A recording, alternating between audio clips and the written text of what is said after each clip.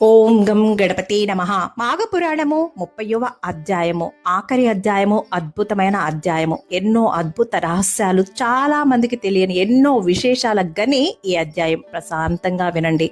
Welcome back to Anu devotional voice. నేను మీ అను. నాది ఇంకో ఛానల్ ఉంది, Maruti Telugu motivational channel. Link description లో ఉంటుంది, దాన్ని కూడా సబ్స్క్రైబ్ చేసుకుని సపోర్ట్ చేయండి ప్లీజ్. మాఘమాసంలో నదీ స్నానం చేయడం వల్ల కలిగే ఫలితాలు ఏంటి? ఈ మాసంలో ఏకాదశి వ్రతాన్ని ఆచరిస్తే వచ్చే అఖండ ఫలితాలు ఏవి? లక్ష్మీదేవి యొక్క పుట్టుక గురించిన రహస్యం ఏమిటి? శివుడు దేవతలందరినీ ఎలా రక్షించాడు? శివుని కంఠం నీలం రంగులోకి ఎలా మారింది? పారిజాత చెట్టు, తులసి మొక్కల పుట్టుక రహస్యం ఏంటి? తులసిని పూజిస్తే ఏం జరుగుతుంది? రాహుకేతువులు చేసిన పొరపాటు ఏంటి? ఇలా చాలా చాలా రహస్యాలు ఈ అధ్యాయంలో ఉండబోతున్నాయి. వీడియో చివరిదాకా చూసి లైక్ చేయండి, 10 మందికి షేర్ చేయండి. ఛానల్ని సబ్స్క్రైబ్ చేసుకోకపోతే సబ్స్క్రైబ్ చేసుకుని గంటని టచ్ చేసి ALL ఆల్లో పెట్టుకోండి. ఇంకొక అద్భుతమైన రహస్యం ఏంటో తెలుసా? ఈ కథ విన్నా కూడా, చదివినా కూడా అగ్ని వల్ల కానీ, విష పురుగుల వల్ల కానీ విన్నవారికి, చదివిన వారికి ఎలాంటి హాని కలగదంట. అలాగే ఆడవారి సౌభాగ్యం, మాంగళ్యానికి రక్షణ కలిగి దీర్ఘ సుమంగళి యోగం సిద్ధిస్తుందట. కాబట్టి శ్రద్ధగా వింటారు కదూ. మాఘమాసమందు నదీ స్నానం చేసి మాఘమాస వ్రతాన్ని ఆచరించిన వారికి అశ్వమేధ యాగం చేసినంత అద్భుత ఫలితం సిద్ధిస్తుందట. అట్లే ఈ మాఘమాస ఏకాదశి వ్రతం చేసి ఉపవాసం ఉన్నవారు వైకుంఠ ప్రాప్తిని పొందగలరు. మాఘమాసమందు ఏకాదశి వ్రతమును నర్చి సత్ఫలితమును పొందినటువంటి దేవతల కథ, అద్భుతమైన కథ వినండి.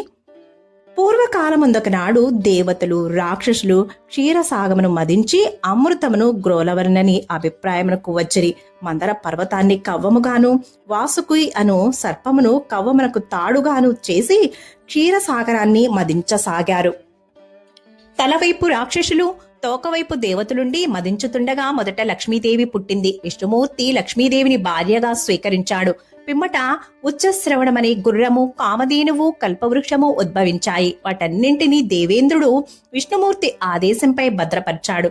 మరలా పాల సముద్రమును మదించగా లోక భీకరమైన ఘన తేజస్సుతో నప్పారు అగ్నితుల్యమైన హాలాహలమనడి విషం వచ్చింది. హాలాహల విష జ్వాలలకు సమస్త లోకాలు నాశనమవసాగాయి. దేవతలు, రాక్షసులు భయపడి పారిపోసాగారు. సర్వులు సర్వేశ్వరుని శరణుజొచ్చారు. మహాప్రభు శంకర, శరణు శరణు, హాలాహలం మమ్మల్నందరినీ హరింపజేయబోతోంది. నీవే మాకిక శరణ్యము. ఈ ఉపద్రవం నుండి రక్షించగలవాడివి నీవే, కావున మమ్ము రక్షింపుమో సర్వేశ్వర అని ప్రాధేయపడ్డారు. అప్పుడు బోళా శంకరుడగు సాంబశివుడు వారిని కరుణించి వెంటనే ఆ కాలకూట విషాన్ని తన కంఠమునందు బంధించాడు. కాలకూట విషమును పానము చేసినందువలనే శివునికి కంఠము నీలముగా మారింది. అందుకే నాటి నుండి శివునికి నీలకంఠుడనే పేరు వచ్చింది. మరలా దేవదానవులు అమృతం కోసం పాల సముద్రాన్ని మదించగా అమృతం పుట్టింది. ఆ అమృతం కొరకు దేవదానవులు తగువులాడుకోసాగారు. అప్పుడు శ్రీ మహావిష్ణువు మాయామోహిని అవతారమెత్తి వారి తగువును పరిష్కరించాలి అని అనుకున్నాడు. మాయామోహిని అందచందాలలో మేటి. ఆమె అందమునకు తొలతూగు స్త్రీలెవ్వరూ లేరు. జగన్మోహిని అయిన ఆమె అతిలోక సౌందర్యవతి. తన మాయా మోహన రూపంతో అందర్నీ ఆకర్షించగల అద్భుత సౌందర్య రాశి ఆమె. వారిరువురి మధ్యకు వచ్చి అమృతాన్ని నేను మీ ఇద్దరికి సమానంగా పంచదను. ఎందుకీ తెగని తగువులాట? మీరందరూ ఒక వరుస క్రమంలో నిలబడితే అందరికీ అమృతాన్ని పంచుతాను, మీకిష్టమేనా అని అడిగింది. దేవదానువులు అంగీకరించారు. ఆమె అద్భుత సౌందర్యమునకు పరవశించిన రాక్షసులు కూడా మారు మాట్లాడలేదు. దేవతలందరూ ఒక వరుసలోనూ, రాక్షసులందరూ మరొక వరుసలోనూ నిలబడిరి. జగన్మోహిని 2 భాండములను తీసుకుని ఒకదాని యందు సురను, మరొక దానిలో అమృతమును నింపి నర్తిస్తూ, మురిపిస్తూ, మై మరపిస్తూ, తన వయ్యారపు నడకలతో చిరునవ్వులు చిందిస్తూ, రాక్షసులను ఊరిస్తూ, వారికి తెలియకుండా సురను రాక్షసులకు, అమృతమును దేవతలకు పోయసాగింది.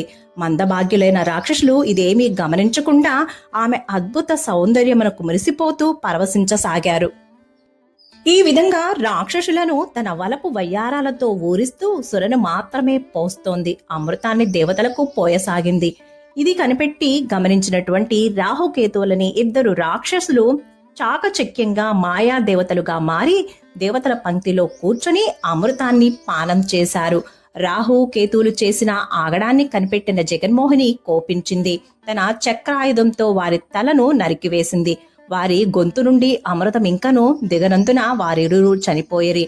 ఈ మోసమునకు రాక్షసులు దేవతలు గొడవపడ్డారు. చివరకు రాక్షసులు విసుగు చెంది అమృతం మాకక్కర్లేదు, మాకేం భయం లేదనుకుంటూ వెళ్లిపోయారు. శ్రీ మహావిష్ణువు మిగిలిన అమృతాన్ని దేవేంద్రునికి ఇచ్చాడు. త్రిమూర్తులు ముగ్గురు కూడా అదృశ్యమయ్యారు. దేవేంద్రుడు అమృత భాండాన్ని భద్రపరచుచుండగా 2 చుక్కలు విధివశాత్తు నేలరాలాయి. అవి పడిన చోట 2 దివ్యమైన మొక్కలు పెరిగాయి. అవే పారిజాత, తులసి మొక్కలు. సత్రాజిత్తు అనే రాజు వాటికి నీరు పోసి పెంచసాగాడు. మరి కొంతకాలానికి పారిజాత వృక్షము పుష్పించసాగింది. అద్భుతమైన సువాసనలను వెదజల్లసాగింది. ఒకనాడు దేవేంద్రుడు అటువైపు పోతూ పారిజాత పుష్పవాసనకు పరవశించి ఒక పువ్వును కోసుకుని తన భార్య అయిన శచీదేవికిచ్చాడు. మిగిలిన వారందరూ కోరగా మరలా వచ్చాడు. రహస్యంగా పువ్వులను కోయదలిచి తోటలో ప్రవేశించాడు. కాని అంతకుముందే ఎవరో తమ తోటలోని పారిజాత పువ్వులను అపహరిస్తున్నారనే అనుమానం వచ్చిన సత్రాజిత్తు శ్రీ మహావిష్ణువుకు పూజ చేసి మంత్రించిన అక్షతలను పారిజాత పువ్వుల పైనను వనమంతా కూడా చల్లాడు. దేవేంద్రుడు పారిజాత పువ్వును త్రెంచుచుండగా అక్షతల ప్రభావం వలన విష్ణు మహిమ వలన మోర్చబోయాడు. ఈ వార్త తెలిసిన దేవతలందరూ నారదుణ్ణి బ్రతిమలాడగా నారదుడు కృష్ణుని వద్దకు పోయి విషయాన్ని వివరించాడు. అంతటా కృష్ణుడు తన మామగారైన సత్రాజిత్తు వద్దకు బయలుదేరాడు. సత్రాజిత్తు మిక్కిలి భగవద్భక్తి పరాయణుడగుడచే అమోఘమైన శక్తితో అలలారా సాగాడు. భగవంతుడైన శ్రీకృష్ణుడు అతనికి శ్రీ మహావిష్ణువు రూపమును కనిపించి అతనికి వరప్రసాదమునరించి అమృత తుల్యమగు పారిజాత వృక్షాన్ని దానికి అర్హుడగు దేవేంద్రునికే ఇప్పించెను. అదేవిధంగా తులసిని తన సన్నిధిలో నుండమని చెప్పగా నాటి నుండి తులసి శ్రీ మహావిష్ణువు సాన్నిధ్యంలో ఆయనతో సమానంగా పూజలందుకోసాగింది. అందుచే తులసిని పూజించినచో సకల సౌభాగ్యములు సిద్ధించును. ఈ మాఘపురాణము చదువుట వల్ల కాని వినుట వల్ల కాని కలిగే ఫలశ్రుతి ఏంటో ఇప్పుడు తెలుసుకుందాం. సూత మహర్షి సౌనకాది మునులతో, మహర్షులారా, వశిష్ఠుల వారు దిలీపునకు తెలియజేసిన మాఘమాస మహత్యమును, మాఘస్నాన మహిమను మీకు వివరించితిని. మీరు తలపెట్టిన పుష్కర యజ్ఞము కూడా పూర్తి కావచ్చింది. కావున సర్వులు మాఘమాస వ్రతమును, నదీ స్నానములను నియమనిష్టలతో చేసి ఆ శ్రీహరి కృపకు పాత్రులవ్వండి. మాఘమాసంలో సూర్యుడు మకర రాశి యందుండగా సూర్యోదయం అయిన తర్వాత నదిలో స్నానం చేయాలి. ఆదిత్యుని పూజించి విష్ణాలయమును దర్శించి శ్రీమన్నారాయణుకు పూజలు చేయాలి. మాఘమాసము 30 రోజులు క్రమం తప్పకుండా మిక్కిలి భక్తితో, శ్రద్ధలతో, ఏకాగ్రతతో, చిత్తశుద్ధితో శ్రీ మహావిష్ణువును మనసారా పూజించనుచో సకల ఐశ్వర్య ప్రాప్తియు, పుత్ర పౌత్రాభివృద్ధియు, వైకుంఠ ప్రాప్తిని పొందగలరు